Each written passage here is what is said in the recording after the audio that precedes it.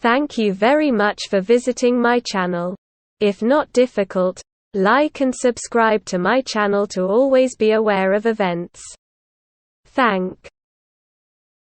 Armenian Prime Minister Nikol Pashinyan's office said he called Emmanuel Macron, Vladimir Putin and the U.S. Secretary of State Antony Blinken to demand an adequate reaction to Azerbaijan's aggressive acts.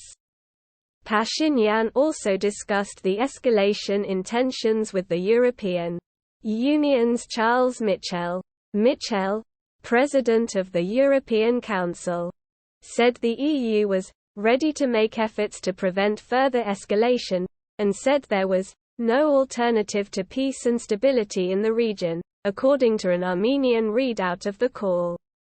The United States called for an end to the conflict, with Blinken saying he is deeply concerned over the situation, including reported strikes against settlements and civilian infrastructure in Armenia. As we have long made clear, there can be no military solution to the conflict, Blinken said in a statement. We urge an end to any military hostilities immediately.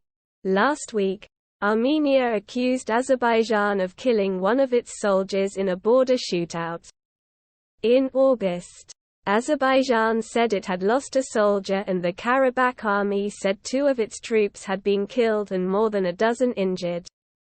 The neighbors fought 2 wars, in the 1990s and in 2020 over the Nagorno-Karabakh region, Azerbaijan's Armenian-populated enclave.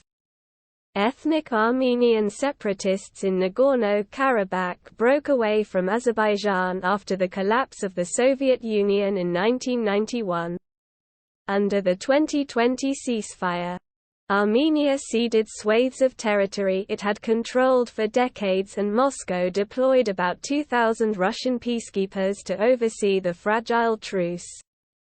During EU-mediated talks in Brussels in May and April, Azerbaijani President Ilham Aliyev and Armenian Prime Minister Nikol Pashinyan agreed to advance discussions on a future peace treaty. Ethnic Armenian separatists in Nagorno-Karabakh broke away from Azerbaijan when the Soviet Union collapsed in 1991.